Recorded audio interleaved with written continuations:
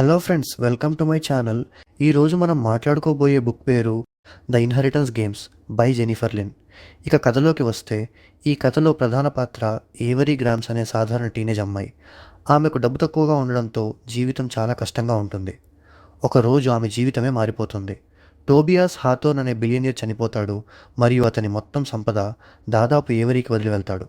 ఆమెను ఎప్పుడూ కలవకపోయినా ivory shock అవుతుంది. ఆమెను పెద్ద హాథోర్న్ మాన్షన్కు తీసుకెళ్లి విల్ చదివిస్తారు. అక్కడ టోబియాస్ కుటుంబ సభ్యులు చాలా కోపంగా మరియు అనుమానంతో ఉంటారు.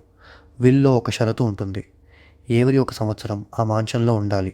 అప్పుడు మాత్రమే ఆమెకు ఆ సంపద మొత్తం వస్తుంది. ఆ ఇల్లు చాలా విచిత్రంగా ఉంటుంది. అక్కడ రహస్య మార్గాలు, దాచిన గదులు, ఇంకా పజిల్స్ ఉంటాయి. ఎందుకంటే టోబియాస్కు గేమ్స్ మరియు రిడిల్స్ అంటే చాలా ఇష్టం. ఎవరికి అర్థమవుతుంది, ఈ వారసత్వం కేవలం డబ్బు కాదు, ఒక పెద్ద ఆట. ఆమె టోబియాస్ మనవళ్లను కలుస్తుంది: నాష్, గ్రేసన్, జేమ్సన్, జాండర్. వాళ్ళందరూ కూడా ఎందుకు ఎవరిని ఎంచుకున్నాడో తెలుసుకోవాలని ప్రయత్నిస్తుంటారు. ఎవరి ఇంట్లో దాగి ఉన్న క్లూస్ను పరిష్కరించడం ప్రారంభిస్తుంది. ప్రతి పజిల్ ఆమెను మరింత లోతైన రహస్యాల వైపు తీసుకెళ్తుంది.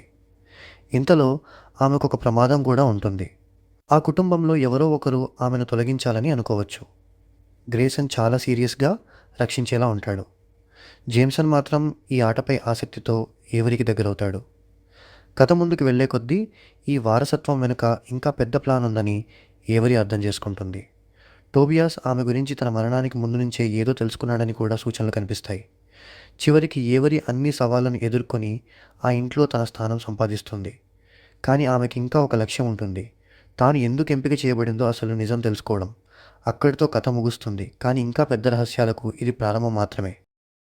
ఇలాంటి మరిన్ని వీడియోస్ కోసం మన ఛానల్ని సబ్స్క్రైబ్ చేసుకోండి. మళ్ళీ వచ్చే వీడియోలో ఇంకొక కథ గురించి మాట్లాడుకుందాం.